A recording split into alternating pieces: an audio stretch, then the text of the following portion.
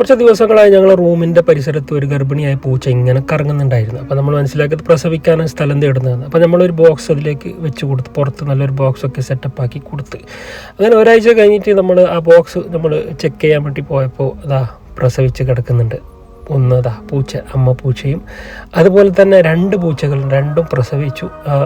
8 കുഞ്ഞുങ്ങളുണ്ട്, മൊത്തത്തിൽ 8. അപ്പോൾ നമ്മളത് നോക്കുമ്പോൾ അത് ഒരു ഭയത്താൽ അത് ഓടി, രണ്ടാമത്തെ അമ്മയും ഭയത്താൽ ഓടി. പക്ഷേ നമ്മൾ അതിന് സുരക്ഷിതമായി അവിടെ തന്നെ സ്ഥാനം കൊടുത്തതാണ്. കണ്ട നല്ല കുഞ്ഞുങ്ങൾ, 8 കുഞ്ഞുണ്ടെന്ന് തോന്നുന്നു. 8 ചെറിയ 2 തള്ളപ്പൂച്ചക്ക് 8 കുഞ്ഞുങ്ങൾ.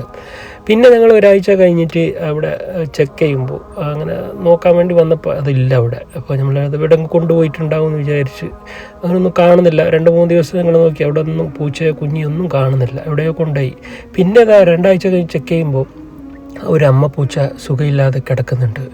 കാര്യമായിട്ട് നല്ല അസുഖം പിടിപെട്ടിട്ടുണ്ട്. 2 ദിവസം 3 ദിവസം ഞങ്ങൾ ഫുഡൊക്കെ കൊടുക്കുന്ന ഇടയ്ക്കിടയ്ക്ക് വരുന്നുണ്ടായിരുന്നു, പാലൊക്കെ കൊടുത്തു നോക്കി, പക്ഷേ ഒന്നും കഴിക്കുന്നില്ല. കാര്യമായിട്ട് അസുഖം പിടിച്ചിട്ടുണ്ട്. ഇതിന് നല്ലൊരു പൂച്ചയായിരുന്നു, പാവപ്പെട്ട ഒരു പൂച്ച. ഞാനൊക്കെ എല്ലാം നോക്കി, പക്ഷെ ഒരു അനക്കവും ഇല്ല, പാവം.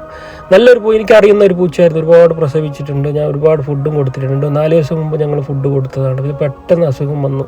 വേറൊരു പൂച്ച, തള്ള പൂച്ചതാ ഒരു പൂച്ച അവിടെ കൊടുക്കുന്നുണ്ട്, അതിനൊന്നും അസുഖമില്ല. പക്ഷേ 6-8 കുഞ്ഞുങ്ങൾക്കും ഇനി ഈ അമ്മ മാത്രമേ ഉള്ളൂ. എല്ലാം അത് കുഞ്ഞിൻ്റെ കരച്ചിൽ കേട്ടിട്ടാണ് ഞാൻ നോക്കിയത്, വിശക്കുന്നുണ്ടാവും. അങ്ങനെ ഈ പൂച്ച അവസാനത്തെ വലി ഇങ്ങനെ വലിക്കുന്നുണ്ട്. കാര്യമായിട്ട് നല്ല അസുഖം, ഒന്നും കുടിക്കുന്നുമില്ല, എന്തോ വയസ്സായി എന്ന് തോന്നുന്നു. അങ്ങനെ കുറേ വെയിറ്റ് ചെയ്തു, ഒരു രക്ഷയില്ല. അവസാനം അമ്മ ആ കുഞ്ഞുങ്ങളെ തനിച്ചാക്കി വിട പറഞ്ഞു പോയി.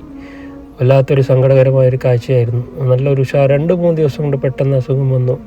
എന്തെന്നറിയാതെ അങ്ങനെ നമ്മളെ മുമ്പിൽ വെച്ച് തന്നെ പടഞ്ഞു അമ്മ.